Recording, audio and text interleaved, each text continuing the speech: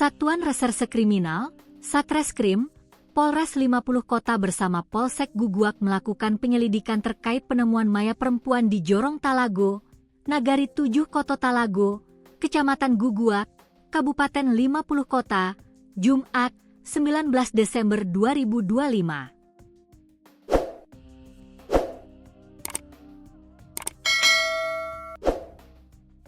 Diketahui korban bernama Lydia SCH, 61, warga setempat yang ditemukan dalam kondisi tak bernyawa.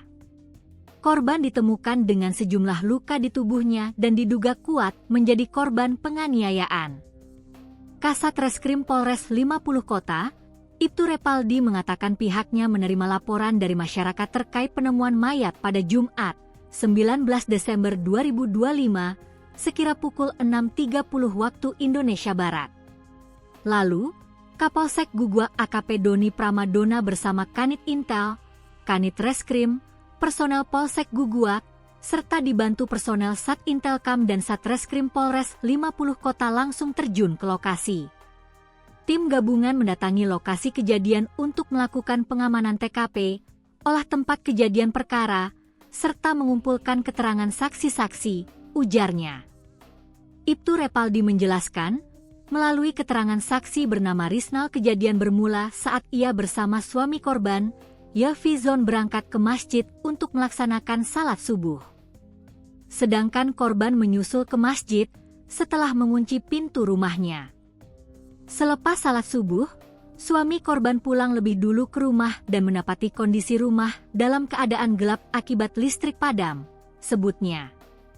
Usai menyalakan listrik dan masuk ke dalam rumah, saksi Risnal yang menyusul kemudian melihat korban tergeletak di halaman rumah dalam keadaan tidak bergerak dengan wajah berlumuran darah. Saksi selanjutnya memanggil suami korban dan meminta pertolongan warga sekitar, pungkasnya. Ibtu Repaldi melanjutkan, setelah itu korban dibawa ke dalam rumah dan dievakuasi menggunakan ambulans Puskesmas Padang Kandi. Selanjutnya korban dibawa ke rumah sakit terdekat untuk dilakukan visum bagian luar.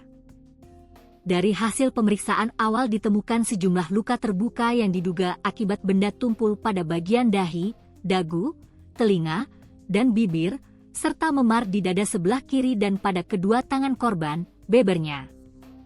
Kemudian, korban kemudian dirujuk ke RS Bayangkara Polda Sumbar di Padang guna dilakukan autopsi. Saat sekarang, ujar Ibtu Repaldi, pihak kepolisian masih melakukan penyelidikan secara intensif untuk mengungkap penyebab kematian korban. Kami juga mengimbau masyarakat agar tetap tenang serta menyerahkan sepenuhnya proses hukum kepada pihak kepolisian. Apabila mengetahui informasi yang berkaitan dengan peristiwa tersebut, segera melaporkannya kepada aparat kepolisian terdekat, tambahnya.